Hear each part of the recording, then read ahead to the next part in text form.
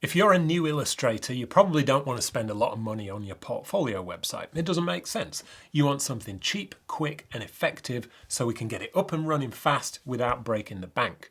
Well, I've got a walkthrough here for a great platform that I've used many times. I like it, and the best part is it's really, really cheap.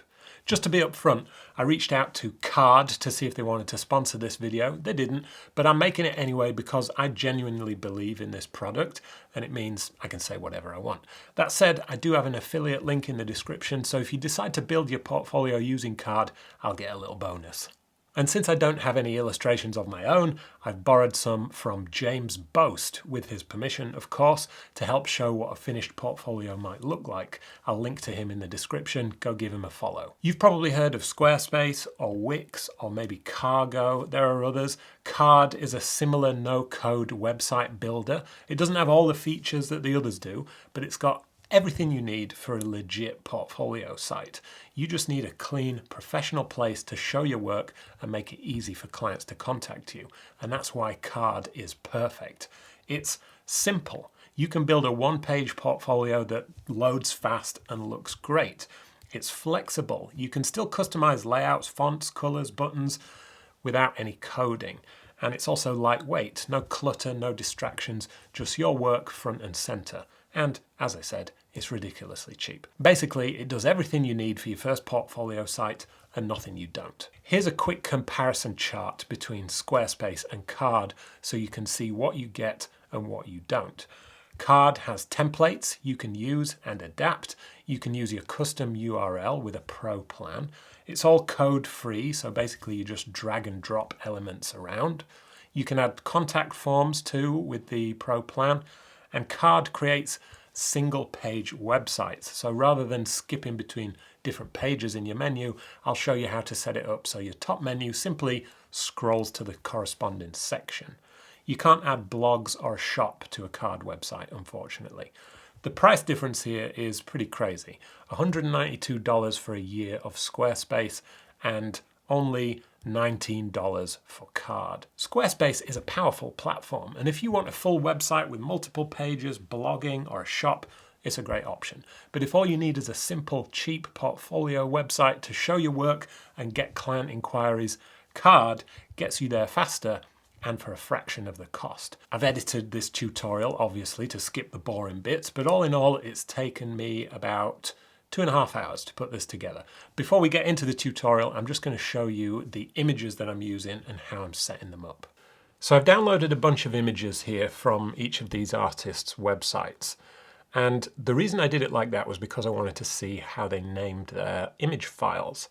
And you'll see that actually each of these artists hasn't really put any thought into how they're naming their image files. I mean, Jumbo Jan here's got a few keywords in there, but actually these are just generic strings of letters and numbers. Now, when you leave your image files like this, you're not giving search engines any context. Whereas if you were to add some short descriptive names to your image files, those image files potentially have the opportunity to show up in search. It gives Google or whatever other search engine some context as to what that image is and where they should show it. So I'm going to rename all these files. There's another thing I need to talk about, which is WebP image files. This is a fairly new format, and it's really keeps the images at really small file sizes, so it's great for your website, but actually Card doesn't support WebP images at the moment. So I'm going to convert these into JPEGs for now. To rename these files on a Mac, what I'm going to start off with is just selecting them all, going to rename here, and I'm going to format them. These are James's images, so I'm going to type his name, separated by hyphens, keeping it all lowercase as well, and then some descriptive keywords, basically. So I'll write Illustrator. So now I've named these files just as generically as I can with the artist's name and one keyword here.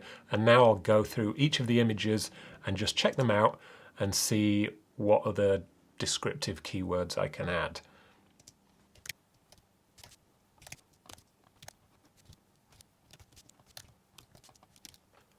So now I've just added some sort of pretty generic keywords of what I think the image is. Like we've got jungle frog here, Attenborough, and what you could add here is things like the name of the client that the work was for, or if you've got a title for the image, that works well too.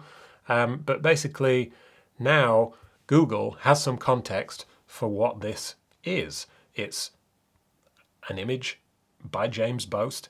He's an illustrator, and this image is of Attenborough. Is it Richard or David? Damn, I can't remember. Anyways, yeah, so you can name these however you like, but definitely put some thought into naming them. I'm just picking up on whatever's in the image. You'll be able to do this a lot more accurately than I can, so don't worry too much about accuracy here. And for these WebP images, I'm going to drag them into Pixelmator Pro, which is like a Photoshop alternative. And it's really good actually. It does everything Photoshop can, I think everything I use anyway. And that is $50 on the App Store, which I think is really good.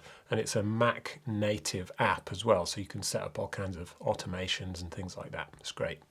So I'll just export these all as JPEGs, and then we'll be ready to upload. So this is card.co,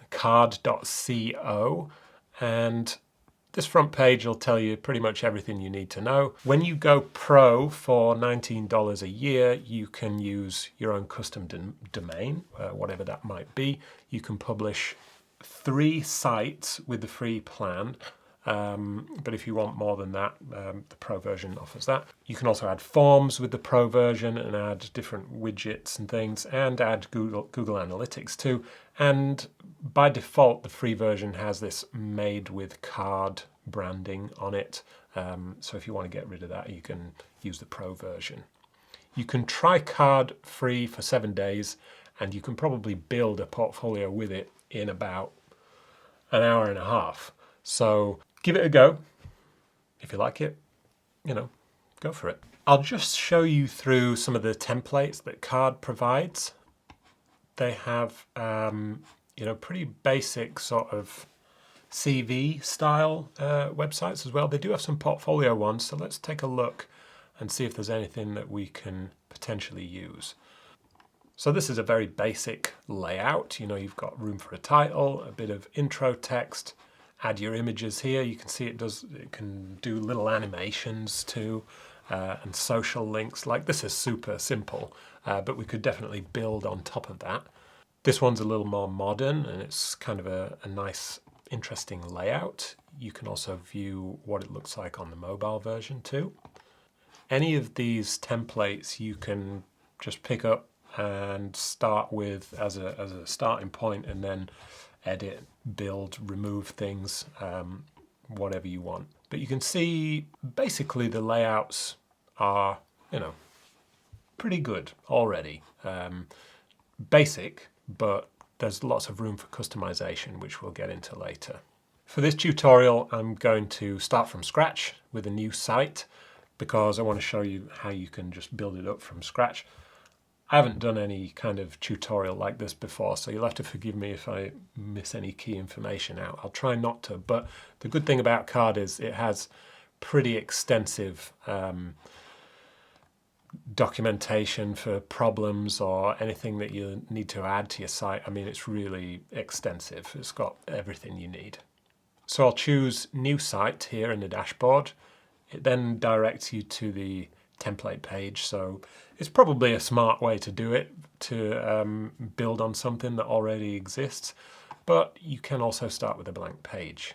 And let's see, this is going to be James Boast. And I'll just choose a bit of text from James's own website here and just copy that over. When you click this little plus button up here, you can choose all these different elements, and I'm going to start with images and get those uploaded so we can get the main layout sorted out. Another thing you want to do when you upload images to your website is to make sure you fill in the alt text. Let's say, for example, you go onto a website and for some reason the image doesn't load. Then the website would show you the alt text, which would tell you what the image is supposed to be of. Now, this is really useful for people with, blind people, for example. If they use a screen reader and they're reading, that's reading an article or something and an image comes up, then the screen reader can describe what the image is of. And you don't need to overthink it too much. You just need to provide a description of what the image actually is. So I'm going to write here illustrated portrait of David Attenborough with various animals. And you can also add by Illustrator's name. And you can make these images link to other pages too if you want, but for this page I'm not going to bother. And I'll add in more of the images and then we'll figure out how to lay them out. Something's just popped up here which is worth knowing. Images on card can't exceed 2 megabytes in file size, so I'll just go back into Pixelmator Pro and resize this image to make sure it fits. The reason this particular image was over 2 megabytes, it's actually 7.4 megabytes, is because James has uploaded it to his website at 300 dpi here, which is print resolution, basically, which means it's a massive file size and it's completely unnecessary for uploading to your website. So I'm going to revert to 72 dpi. This image is also a PNG. The others are JPEGs, which is probably what's pushing that file size up. So I'm just going to resize it here to 72, and I'll make the height, let's say 1500 here. Then I'll export it as a JPEG. So I've got all James's images uploaded here.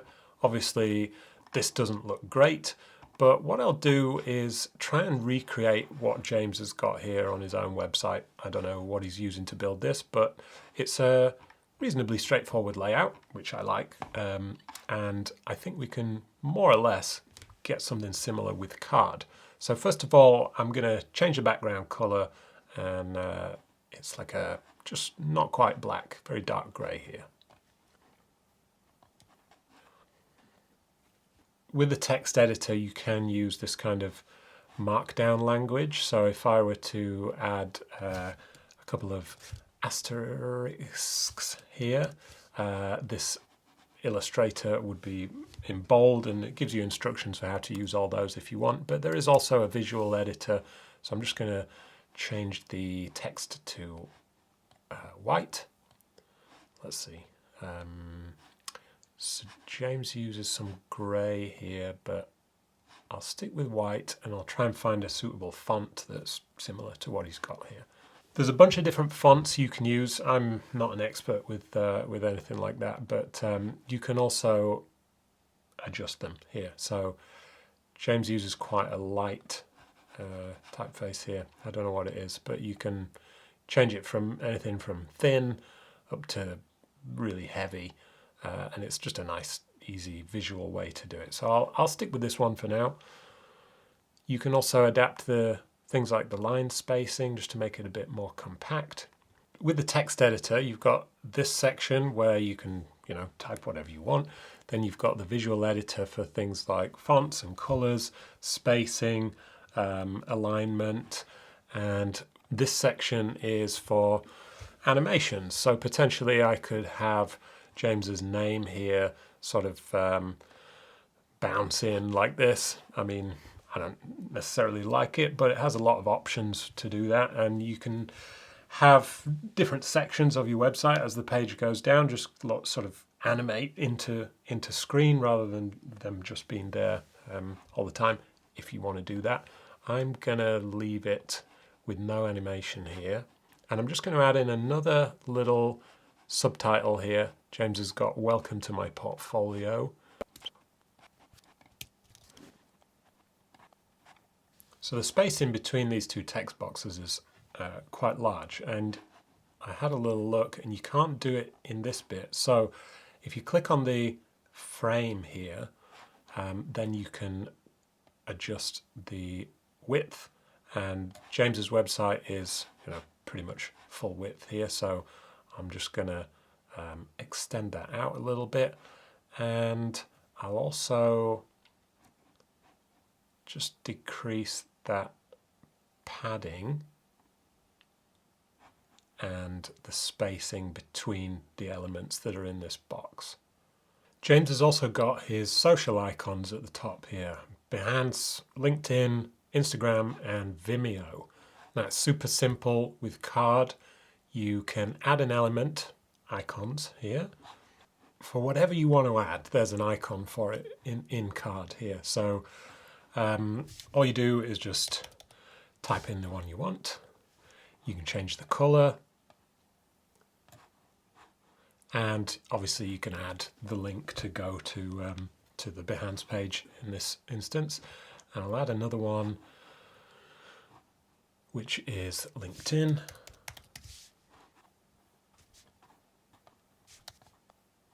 Done. So there we've got those 4 social icons. I will drag them up to the top, align them to the center, and I'll also increase the spacing here to match, let's see. They're kind of small there, but yeah, close enough. And then you can link all these to whatever your social platforms are. So now we've got to work out the layout of these images to get them into a nice regular grid. And I will figure out how to do that now. So we've got a bit of tidying up to do to make these images look a little bit more uniform, like on James's website. And the way to do that is to go back to the image here, and you can play around with the crops here. But for the purposes of this tutorial, I'm just going to click the fixed crop to make them all square. And I'll repeat that for all of them, and then we can space them out so they look good. Now I'll just work on spacing these out so they look a little bit more regular. And to do that, I'll click on the container of the images rather than the image itself. And I'll reduce the vertical padding, that's the space between the vertical elements.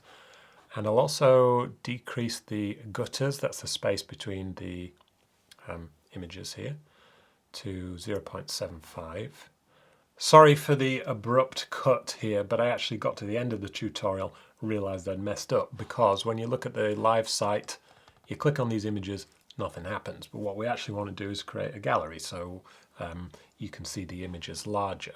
So to do that, instead of using a container like I'd previously done, we're going to add in a gallery.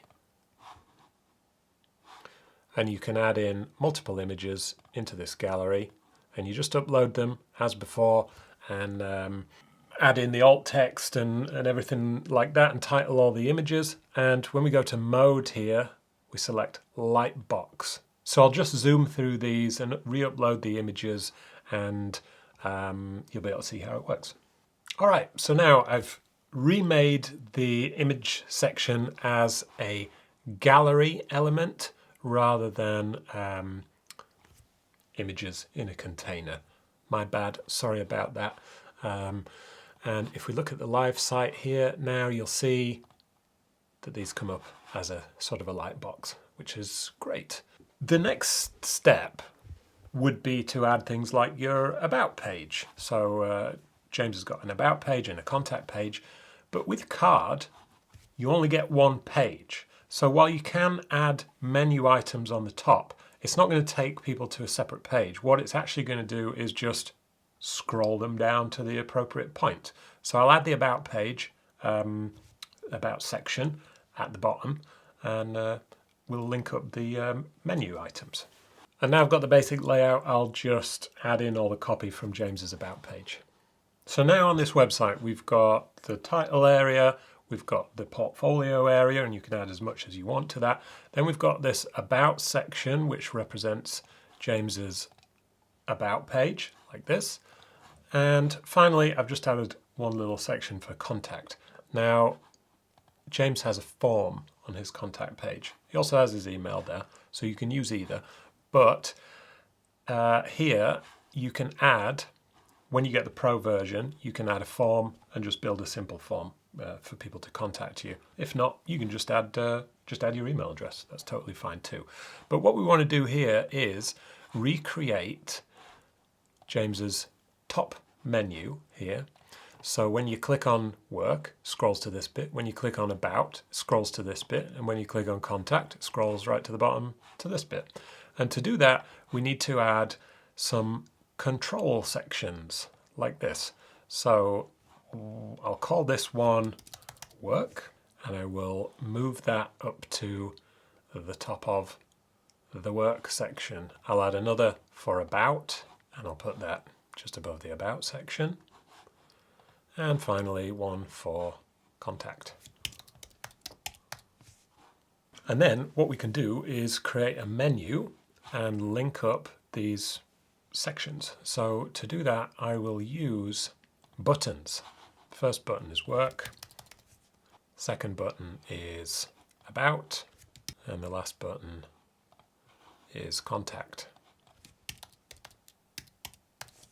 So you can see here this has made some basic buttons. And we'll assign them shortly, but I'll just try and match the style as best I can to what James has got here. So first I want to centralize them, and I want to get rid of this black background. So to do that, I will, what will I do? Well, do you know what? I'll copy the color code from the background.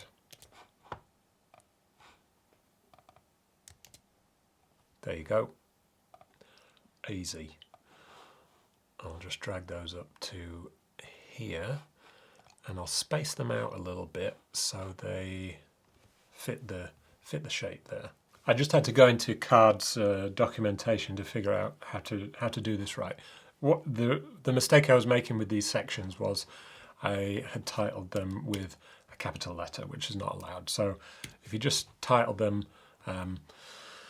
with lowercase, that all works fine. And then the way you link them up is by clicking on the button, and you simply use a hashtag and type work for the first section. For the second section, it is about.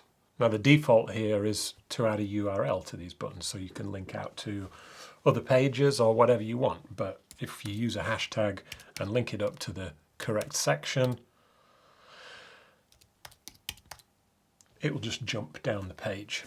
Now I think what I'll do here is just separate these main sections by making the size a little bigger and possibly just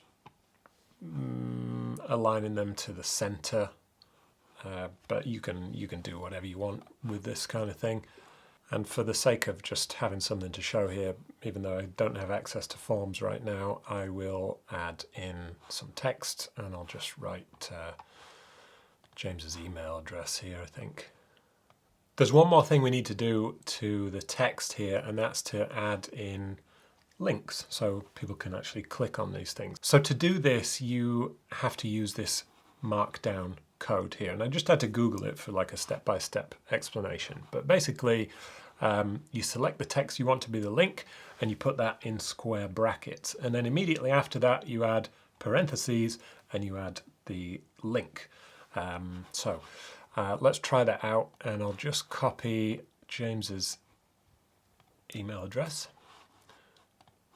and here we'll put this in square brackets. Whoops. And then immediately after, open parentheses, and we'll do a mail to link. Mail to : and then once we close those parentheses, we've got a clickable link there. So I'll just do that for the other links that are on the site, and that should just take me a couple of minutes. So now we've got our almost finished site here. Now, You can play around with the layout and the spacing and make it look a little bit nicer than I have here. You know, it's kind of wonky. I changed the title to orange just to give it a bit of color at the top, but you can see it's not quite lined up, but with a bit of experimenting, you can get that all looking great. The good thing about Card is basically what you see here is what you get. But just to test out these menu items, I'm gonna publish the site. And when you go to publish, you'll need to add a site title and a little description here and publish to a card URL. Or if you've got the premium version, you want to use your own URL, this is where you'd do that. And you'd have to set up the DNS settings with your whoever provides your URL, whether it's, you know, GoDaddy or Google or whatever. And you can Google instructions on how to do that. It's pretty straightforward. And yeah, so I'll just publish that and we'll see how it looks live. Okay, so I've messed up something here, so I'm going to go back in and figure out what I did wrong. Okay, I figured out what I did. With these section breaks, basically I had them set to section break, which actually seems like it does take you to another page. So if I just open the preview here, I've changed the work section, but if I go to about, it takes you to the about section, but obviously doesn't have the rest of it. So what I've just done is turn this section, control section, into a scroll point, named it work, and when people, I'll just do that with the others, but then when people click on them, it will just scroll to that section.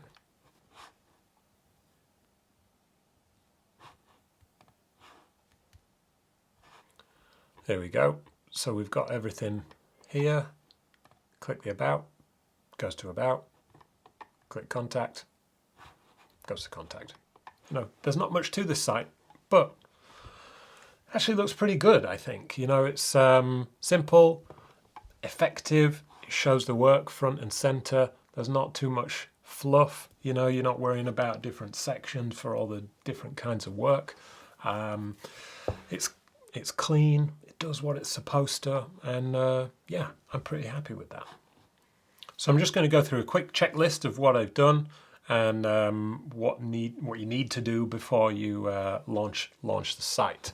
So I added all the images, obviously, in the title area. I made some buttons that link up to these scroll point control sections. I added links to various social media sites here, and you know what I could probably do is duplicate that and put that down at the bottom too, next to the contact section. Makes sense? I have linked up all the various emails and websites for James's agencies, and if I click that, it'll open up an email so I can email James. And before you actually launch the site, you want to check out, as well as the title and the description of the website, there are some other options to add here for your meta description. So if you were to add your link to a website or a social media site, let's say LinkedIn, usually the title will come up, a description of the site, and a social image. So you want to make yourself a social image to go here. You have to Google the right sizes for that, but I think it's about 1200 by 760 pixels. And you can just make yourself, put your logo on there or your name, or just keep it super simple, or just add one of your illustrations. And then every time you post that on LinkedIn, that image will come up. You can add a favicon, that's the little logo that usually comes up in the browser bar here. And also, you should be able to add meta.